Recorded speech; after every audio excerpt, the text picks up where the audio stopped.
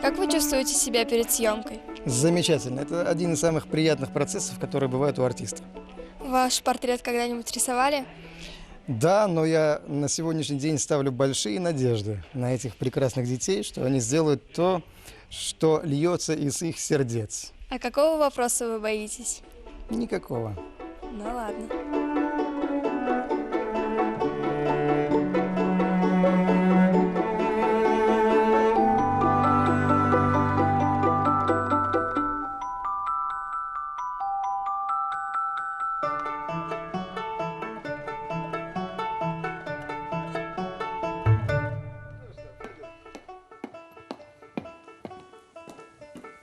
Всем привет. Здравствуйте. Как дела? О, хорошо. Как у вас? Хорошо. Хорошо? Ну что, поехали. Здравствуйте. Здравствуйте. Меня зовут Зоя. Очень приятно, Зоя. А я Артур. Очень приятно. Вы выбрали кларнет или кларнет выбрал вас? Вы знаете, такая история интересная. В 5 лет я начал заниматься музыкой. Моя мама альтистка, это струнный инструмент. Знаете, это родственник скрипки, но чуть больше. И в 5 лет я начал играть на виолончели. В простонародье говорят «большая скрипка». Я начал играть, за меня ее носили. Я был не крупный мальчик, как и все в 5 лет. Когда встал вопрос пойти в 1 класс, специальную музыкальную школу в Уфе, мне мама сказала: слушай, может быть, что-нибудь другое возьмем? Вот мы сейчас носим. Через 10 лет, скорее всего, тоже придется носить, но ты подрастешь, но все равно. И мы взяли инструмент, который просто меньше, который, как вы можете посмотреть, он складывается, этот кларнет. И так получилось, что отец у меня когда-то играл на кларнете, был профессиональным музыкантом, работал в ансамбле Файзи Гаскарова, в оркестре ансамбле. Поэтому этот инструмент был близок ко мне. И вот волей случая получилось так, что я начал играть на кларнете. Так. Здравствуйте, меня зовут Ильдар. Очень А приятно. вы ради музыки можете чем-нибудь пожертвовать?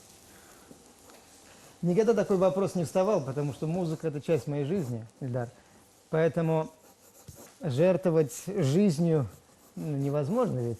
Труд музыканта с детства – это в любом случае определенная жертва, потому что ты уделяешь максимум времени, максимум концентрации тому делу, которым ты занимаешься. Музыкант, художник, юрист. В любом случае, любая профессия, она занимает, если ты хочешь быть профессионалом, максимум твоего времени. Однажды мне сказали очень замечательную фразу: найди работу по душе, и ты не будешь работать ни одного дня. Вот я не работаю ни одного дня, я получаю удовольствие, это моя жизнь. Поэтому вот и жертвы тут никакой нету. Да. Здравствуйте, Здрасте. меня зовут Алсу. Алсу, очень приятно. Никогда не жалели то, что выбрали такую профессию? Нет, что вы, это счастье. Счастье видеть публику, которая приходит на твой концерт. Счастье заниматься музыкой. Ведь что такое музыка? Это абсолютно иной мир. Ты расстроен, ты счастлив, ты начинаешь играть, твои мысли уходят в процесс, и ты живешь некой другой параллелью. Это очень тонкая грань и очень тонкий мир, который нам, музыкантам, счастливится каждый раз переживать. Поэтому, вы знаете, это для меня лично огромное счастье заниматься искусством, заниматься музыкой. Потому что я живу, ну, грубо говоря, 2 жизнями. Реальной, музыкальной, которая для меня также абсолютно реальна. Так вот. Да. Я читала в интернете, что вы входите в 10 лучших кларнетистов. Это правда? Да, это правда. В 2008 году я выиграл конкурс в Ванкувере, в Канаде, после чего Американская ассоциация, Международная ассоциация кларнетистов, которая находится в Америке, сделала рейтинг. Вот знаете, как бывает рейтинг лучших футболистов. Но я не буду вдаваться, потому что искусство и музыка – это субъективное понятие. Что такое субъективное, да? Один человек считает так, другой иначе. Но есть некий рейтинг по критерию твоих побед на конкурсах, по критерию твоей занятости в концертной деятельности. Поэтому действительно меня внесли в этот список, как некие люди назвали, великолепная десятка. Есть великолепная четверка, сейчас фильм вышел, да? А тут десятка. А в чем секрет вашего успеха? Никакого секрета, во-первых, нету. Главное жить этим и получать удовольствие от того, что ты делаешь. по-моему, вот в хорошем смысле слова «фанатик», оно абсолютно подходит. И ну, в хорошем смысле, что ты фанатеешь от своего дела. Ты этим живешь, ты этим дышишь, это часть тебя. Вот и весь успех. Он ко всем применим. Абсолютно. Так? Меня зовут Света. Вся ваша семья связана с музыкой? Мои родители музыканты, действительно. Моя мама, так же, как и я, заслуженная артистка, доцент Академии искусств. И огромный, наверное, мой самый важный, самый первый и педагог на всю жизнь. Сейчас, немножко повзрослев, на всех моих концертах, когда присутствует, когда получается так, что мама или прилетает, или я прилетаю сюда, в Башкирию, это огромный трепет. Оправдать ее надежды, потому что столько, сколько любой родитель, мать вкладывает в своего ребенка, это огромный трепет. Поэтому вот так вот. Да. Вы доверяете все секреты маме? Хороший вопрос. Ну, во-первых, у меня секретов нету. На самом деле, ну, как можно доверять все секреты? Секрет на то это секрет, чтобы он оставался с тобой наедине. Поэтому все секреты я храню внутри своего сердца, внутри своего сознания. А то, что положено знать, то иногда я делюсь этими мыслями, но не более того. Бывает, что зал не хлопает? Нет, слава Богу. Слава Богу, не бывает.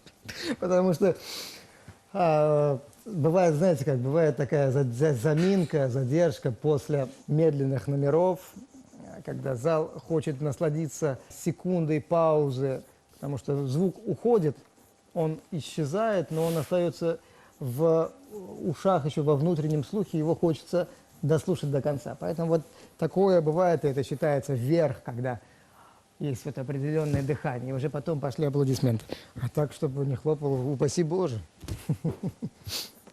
Да, да. Девушка. Много ли вы знаете языков?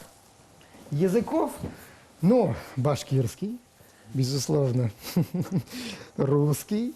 Я учился в Германии, я немножечко говорю на немецком, английский. Ну, все это в разговорном, не более того. Шекспира в оригинале читать я не могу, к сожалению. В каких странах вы были и какие сильно запомнились?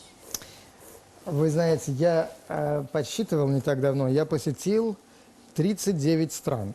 Каждая страна уникальна по-своему. Я, например, был в Саудовской Аравии.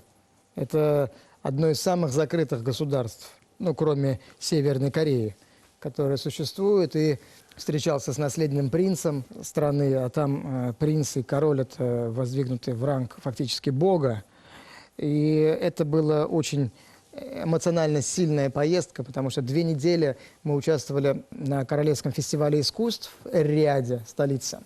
И страна, которая, жители, которые редко-то видели европейский типаж лица, хотя у меня не совсем европейский, но когда мы выходили на сцену и играли концерт, и бедуины присутствовали при этом. Бедуины – это жители пустыни, которые машину-то вряд ли когда-нибудь видели. И тут выходит, это, конечно, огромное впечатление эмоциональное. Люди видят, и они не понимают, что это такое, что это за палка, откуда там звук идет. Но это здорово, это всегда здорово. Я очень люблю азиатские страны, Китай меня поразил. Много стран, которые оставляют очень такие приятные воспоминания. Но выделить что-то нет. Я выделю мою родину, Башкирию. Вот это я выделю, потому что это земля, которая дает мне энергию, это земля, от которой подпитываюсь, и дальше я могу ездить куда угодно, делать что угодно и получать при этом огромное удовольствие. Поэтому так. Я вот хочу дать слово девушке в красном. Здравствуйте, меня зовут Виолетта. Виолетта, очень приятно. Чем вы увлекались в детстве, кроме кларнета?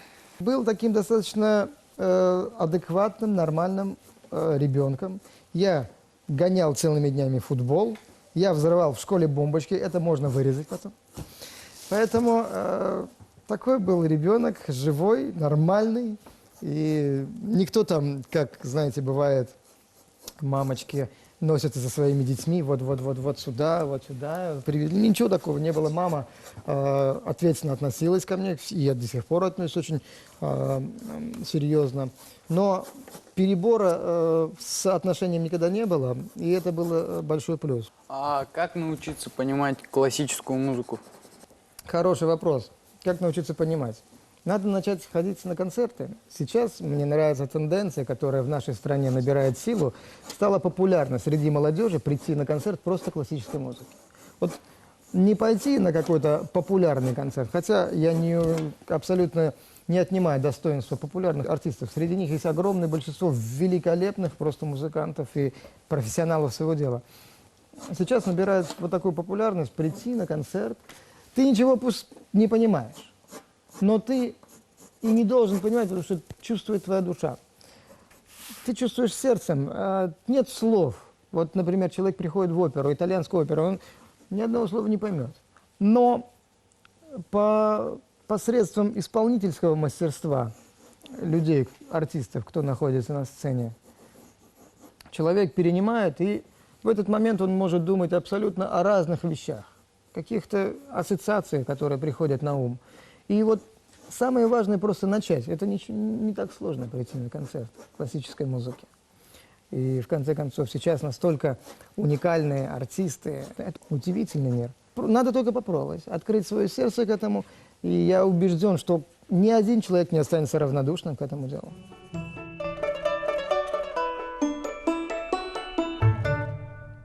А у вас есть какие-то ритуалы перед тем, как выйти на сцену? Нет, никакого ритуала нет. Главное не зацикливаться, потому что самое, как мне кажется, для меня большое зло, если ты начинаешь копаться, ты себя накручиваешь эмоционально. Ты должен выйти с улыбкой, открытым сердцем, и все. Вот это весь ритуал. Потому что выискивать там, прятаться под одеяло, что-то делать, это не мое. Это другие артисты и не артисты делают. Да. Помните ли вы ваш первый поцелуй?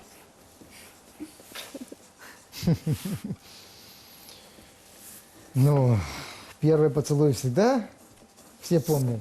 Конечно, конечно. Надо просто вспомнить с кем, но помню. А Да. вы были домашним ребенком? Домашним? Нет, наверное, не был. Но домашний, что значит домашний? Которого дома все ходят и лелеют, вы имеете в виду, так? Да. Не, я был нормальный, у меня двор, ребята, друзья, вот с которыми до сих пор я, кстати, общаюсь. Уже, к сожалению, нет возможности часто видеться, но пересекаемся. Нет, домашний ребенок это не моя история. Много ли вы читаете? Я стараюсь читать. Я стараюсь читать по мере возможности, но я это делаю и вам советую, потому что, ну, это классно. Я прочитал не так давно книгу Ремарка «Триумфальная арка». Эта книга произвела на меня огромное впечатление. Может быть, вам еще это рановато будет читать, но, скажем, лет через 10-15, если вы придете к этой книжке, я думаю, вы получите большое удовольствие. Там много эмоций.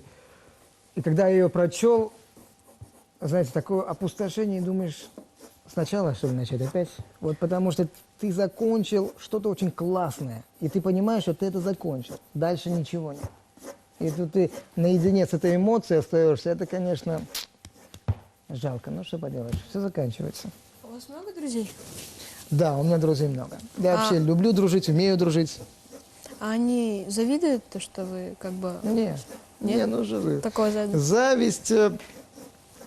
Вот так же вернемся к моему профессору, у которого я учился и в колледже при консерватории Московской, и в Московской консерватории.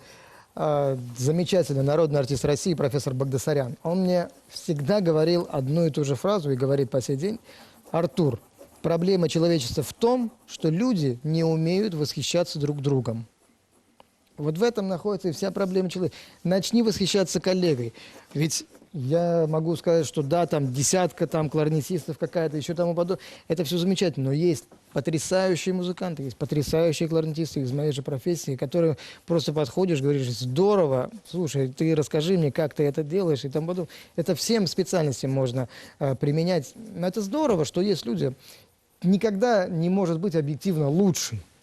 Всегда есть огромный спектр людей, которые просто играют здорово, делают что-то классно. И надо учиться у них, для себя что-то замечать. Вот это развитие тогда будет. А у вас сильный характер? Характер сильный? Ну, я думаю, что да. Я думаю, что да, потому что С 12 лет я живу один. Я уехал в 12 лет из Уфы. Сначала уехал в Казанскую специальную музыкальную школу при консерватории Казанской. Потом через год я уехал в Москву. Потом, учась в Москве, я поступил параллельно в Германии, проучился 5 лет вместе с Москвой. Безусловно, родители всегда находятся в неком таком душевном с тобой контакте, потому что ребенок один совершенно в другом, естественно, он находится под надзором родителей. А семья здесь осталась, никто со мной не уехал, все здесь живут. И я думаю, что определенные сложности в жизни были и будут, естественно. Но многие сложности были преодолены, и сложности именно, знаете, вашего возраста, сложности соблазна, когда ты уехал в большой город, когда ты находишься без родителей, появляются определенного рода какие-то такие непонятные, может быть, иногда у кого и друзья, и еще какие-то пристрастия. Вот я, слава богу, этого миновал. У меня была классная команда друзей, которая была настроена на учебу, на образование, на общение, безусловно. Но многие ребята, которые со мной учились на курсе, со многими случилась беда. Когда ты живешь один, и некая опасность существует. Вот эта опасность меня и миновала, и, наверное, в силу моего характера. Поэтому, слава богу. А что вас вдохновляет? Да, все что угодно. На самом деле, меня вдохновляет все, больше всего солнце. Вот когда солнечная погода, у меня огромная радость в сердце, потому что, живя в Москве, хоть это замечательный город, но погода не всегда солнечная. Уфа намного солнечный город. Вот эта серость, порой дожди, слякоть, и когда появляется солнце в Москве, слушайте, это такое счастье. Я не знаю, это благодать просто настоящая. И вот солнце для меня стало таким большим подарком судьбы. Поэтому солнце самое лучшее. Вот у вас желтый цвет, вы сегодня олицетворяете солнце. Вот для меня вот самое лучшее. Да. А были ли у вас такие моменты, что хотелось все бросить и начать заниматься чем-то другим или просто... Упаси Боже. Нет, не было таких моментов. Я никогда не хотел ничего другого и не хочу. Слава Богу, кризисных, как говорят, моментов не было. И, надеюсь, никогда не будет. Ну, так вот. Да. Любите ли вы рисовать? Ну, учитывая, что я сижу в такой замечательной передаче, и передо мной 6 очаровательных ребят, которые просто рисуют, я, конечно, скажу да, но, в принципе, я не очень часто это делаю. Откровенно положа руку на сердце, я этого вообще не делаю. Поэтому, ну, в детстве я рисовал, естественно. Хорошо рисовали? Нет, плохо. Я рисовал плохо. Вот мой дедушка очень хорошо рисовал, хотя он был совершенно не художник, занимался абсолютно другой деятельностью, был политиком, но рисовал очень хорошо, и у него были замечательные картины. Просто человек любил это дело. А я не люблю рисовать. Не получается у меня так, как у вас. Слушайте, расскажите мне, почему вас 6, ребята? Лето. Ну, потому что в цветовом круге 6 цветов, то есть это 3 основных: красный, синий и желтый. Так, красный вижу, синий и желтый. Так. И 3 промежуточных: фиолетовый, оранжевый. А и голубой? Голубой — это цвет, который просто смешан, то есть высветленный синий цвет. А, вот оно как. Слушайте, вот вы мне хоть рассказали. Я смотрю, у вас 6, думаю, почему не 7? Вот я, например, люблю цифру 7. Ну, как и большинство, наверное, жителей нашей планеты любят 7. Вот. Хотя цифру 1 я тоже люблю. На башкирских инструментах умеете играть? К сожалению, нет. Это, наверное, мой пробел, башкирские инструменты. Но, видите, я классический музыкант. С детства я уже в эту стезю пошел, потому что надо делать хорошо то дело, которое ты делаешь. Смысл брать замечательный исторический инструмент. Есть потрясающие артисты, которые в Башкортостане живут, работают, которые это делают просто феноменально. Поэтому пусть они это делают, а я буду делать свое. А вы волнуетесь перед выходом на сцену? Конечно, конечно. Всегда волнуюсь. Всегда волнуешься, всегда. Потому что выход на сцену – это же и волнение, и праздник, и все, какая-то огромная палитра, вот как у вас в настроении, в эмоциях присутствует всегда. Ты выходишь на сцену, Особенно я, знаете, что люблю? Я люблю софиты, потому что вот когда есть софиты в зале, это магия. А без магии у нас никуда. Вот у вас есть краски, да? Огромное количество цветов. Звук также имеет свою краску определенную. Я вот вам сыграю, и всегда есть определенная краска звука.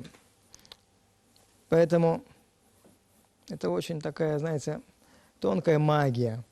И вам советую всем с этим прикасаться и почаще.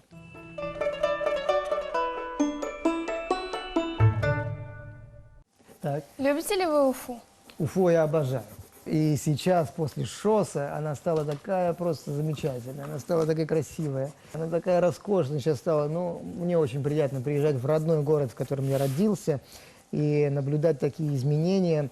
И изменения вот коснулись всего. Появился, во-первых, что мне особенно приятно, замечательный концертный зал, бывший нефтяник, нынешний государственный концертный зал Башкортостан. И вот такие просто замечательные вещи, которые здесь творятся, ну, это здорово. Это здорово. Уфу, конечно, Башкирию очень люблю. Да. А у вас есть любимое животное? У меня когда-то была кошка. Когда-то в детстве была кошка, но, к сожалению, она ушла из жизни. И для нас это была огромная боль и огромная потеря. Все рыдали, вплоть до отца. Поэтому животное, знаете, это такая ответственность колоссальная. Ты за него отвечаешь. Поэтому у меня животных с того момента нет. Не знаю, будет ли. Но какого-нибудь маленького добродушного песика я бы, может быть, даже и хотел. А что бы вы выпустили под своей маркой? Но для того, чтобы что-то выпустить, надо свою марку создать. Я еще не создал марку.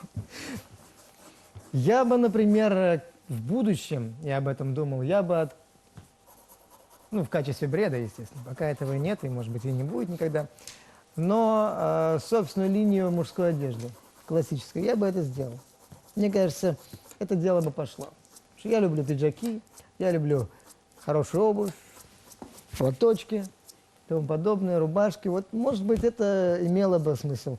Ну, во-первых, надо осуществить эту пока что фантастическую идею. А вот, когда вы получаете деньги с гастроли, вы их сразу тратите или откладываете? А если тратите, то на что? Ну, хороший вопрос. Сразу ли я трачу свои гонорары? Ну, во-первых, слава богу, с эти гонорары сразу не потратишь. А во-вторых, я стараюсь, вот как я уже говорил, помогать нашей молодежи, в том числе талантливым детям. И вот часть гонорара, естественно, уходит на благотворительную деятельность. Часть, естественно, я трачу на себя, на подарки моим близким. Я очень люблю делать подарки. По-моему, это здорово. И выбирая для кого-либо, я выбираю как для себя. Это самое важное. И вам советую тоже так делать. Вот, например, я люблю дарить цветы. Но при этом я прихожу в цветочную лавку. Всегда говорю, что я профессиональный флорист. Это человек, который разбирается в цветах. Я знаю, скажем, там 5-6 наименований разных цветов. И вот говорю, вот соберите мне то-то, то-то, то-то, то. Вот это здорово, потому что они говорят, а кому вы смотрите? Сразу первый вопрос. Я говорю, я смотрю исключительно для себя. Они все говорят, для себя? Вы сами себе дарите цветы? Я говорю, да. Поэтому я вот выбираю так цветы. И вот все надо выбирать так, как будто вы для себя это делаете. А какое ваше любимое слово? Я никогда об этом не задумывался. Но первая ассоциация, которая мне пришла после вашего вопроса, почему-то стало два слова. Победа и скорость. Хотя я не участник Формулы-1. Кстати, знаете, почему Шумахер, великий, который, к сожалению, сейчас в не очень хорошем состоянии здоровья находится, почему он был таким успешным? Не знаете? Нет, никто не знает. Потому что он всегда ехал не только быстро, он ехал стабильно быстро. У него была стабильно одна быстрая скорость. Это был успех. Не быстрые рывки, а он стабильно. Вот поэтому победа и скорость, наверное, два слова, которые мне пришли на ум сразу после вопроса. Да. А почему вы решили заняться благотворительностью? Вот с детства, когда я уехал, меня поддерживал фонд «Новые имена». Это огромная семья наша. Выходцы из этого фонда сейчас блистают на международном Олимпе. С детства мне показали, что ты получаешь поддержку. Это важно для тебя. Потом ты, набрав определенную базу знаний, опыта, ты хочешь тоже помогать. Вот меня воспитали так в этом фонде, что ты должен помогать. Чем можешь. И вот мне стало интересно это, и это здорово. И, по-моему, это нужно нашей молодежи, нашим талантливым детям прикоснуться. И ту премию я вот пока еще мы до конца не продумали все нюансы, но, скорее всего, будем вручать в момент концерта с всенародно любимым и известным композитором Максимом Дунаевским. Я уж не знаю, знаете ли вы его музыку, но вот «Три мушкетера» фильм, я думаю, все знаете. «Пора, порадуемся». Вот эта тема, это все его фильмы, вся его музыка. Поэтому легендарный человек приедет к нам в Уфу. Я очень рад тому, что мы сумели это сделать. И, ну, это важно. Благотворительность – это здорово. А у вас не было такого, что вы зазвездились, приравнивали себя выше, чем другие, например? Нет, слава богу. Во всяком случае, с детства меня воспитали так, что ты должен работать, ты не должен заниматься ерундой. Вот есть цель – достигай. А вот распылять себя вот туда-сюда, звездность – это все нет. По-настоящему известные люди, вы знаете, они настолько доступны, настолько адекватны и просты. А вы можете поиграть нам? Конечно, конечно. Я с радостью вам сыграю. Одну секунду. Опа! Друзья, вот этот инструмент называется кларнет, на котором я играю. Он состоит из черного дерева. На нем 21 клапан, за счет чего появляется звук. Сердце кларнета – это его трость. Это такая тоненькая-тоненькая деревяшечка, за счет вибрации которой появляется звук. Что вам сыграть? Что бы вы хотели услышать? Может быть, вы узнаете такую мелодию?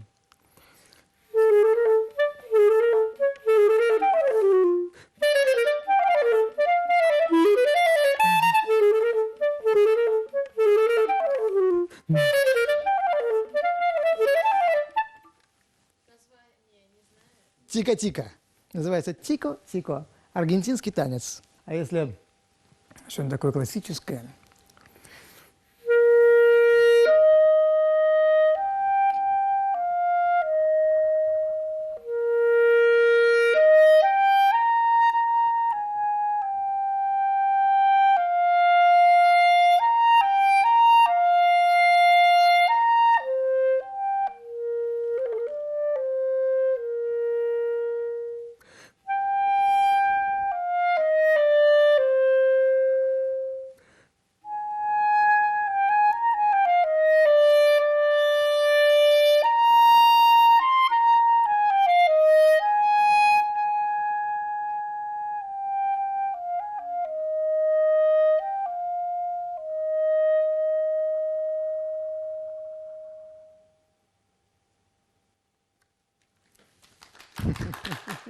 Все для вас.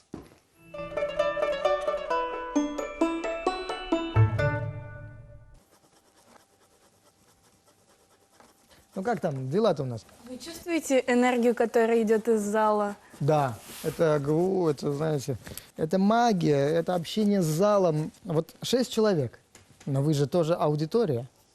Я играю, я чувствую, что вы слушаете.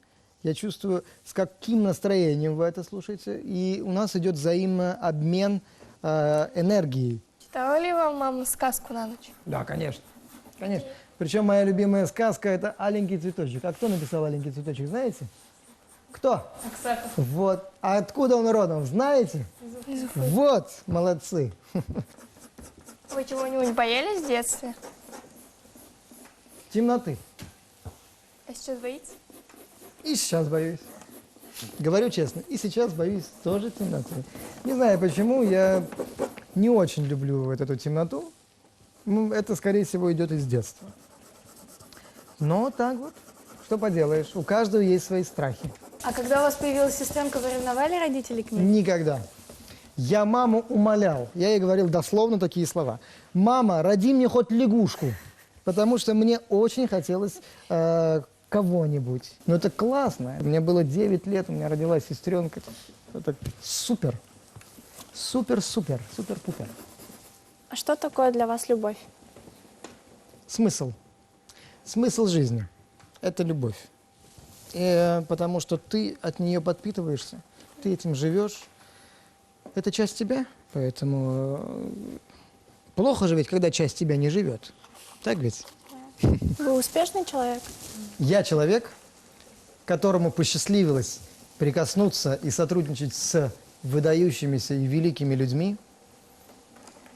Я не хочу называть это словом «успех», потому что это какое-то такое уже заезженное и, мне кажется, немножко вульгарное слово.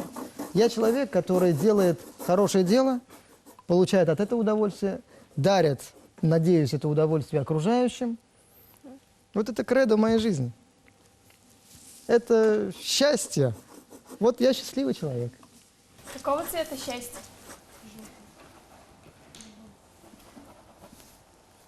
Не знаю.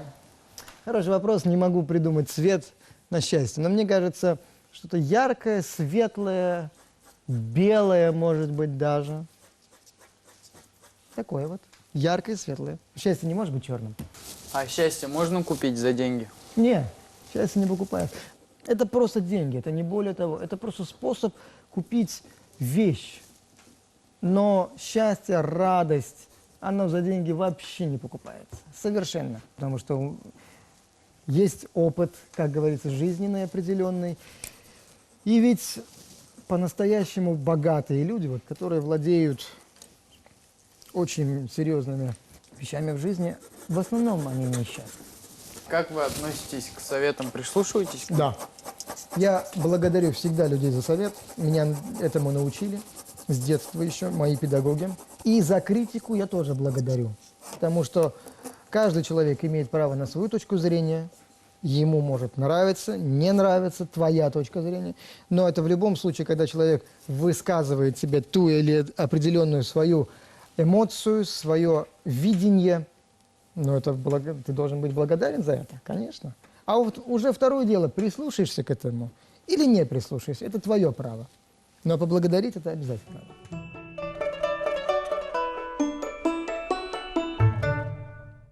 Ну что, ребята, я хочу вас поблагодарить. По-моему, получился замечательный разговор. Вы очень классные, как говорят сейчас, интервьюеры. Почти как Владимир Владимирович Познер. Просто моложе и поинтересней. Поэтому я получил огромное удовольствие. Спасибо вам. Так, давайте посмотрим. Я с радостью хотел бы посмотреть, что у вас там получилось. Ох ты! Слушайте, ну какая точная передача. Старался. Да, нет, здорово, здорово, здорово. Так, о, классно. Я считаю, что ну, это как-то интересно. Так, ну это мы доработаем. Вот, смотрите, а даже цвет как передан. Замечательно. Никто не нарисовал кларнет. Почему? Так, кстати, вот это похоже. Черты. Да, нарисуйте палку просто рядом, это будет кларнет. Ну, здорово, здорово, похоже. Так, ну тоже имеет право быть такому видению меня. Ты так меня видишь, да? Правда так меня видишь? Мои пальцы так и Мои пальцы, да, это хорошо. Не, ну почему? Неплохо. Так, а что здесь? Ну, тоже. Сегодня вы меня увидели под таким ракурсом. Спасибо вам, ребята. Классно. Спасибо. Спасибо. Спасибо, спасибо.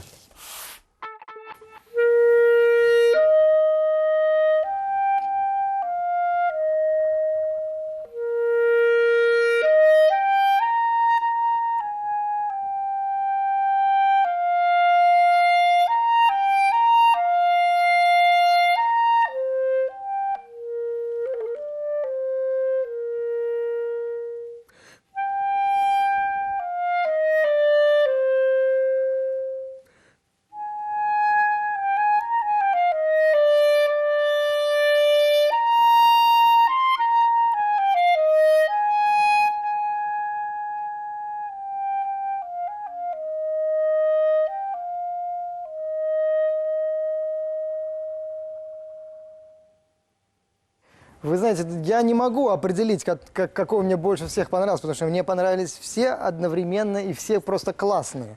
Они все показывают меня с той или иной стороны. Поэтому спасибо вам. Спасибо, здорово. Вы все победители.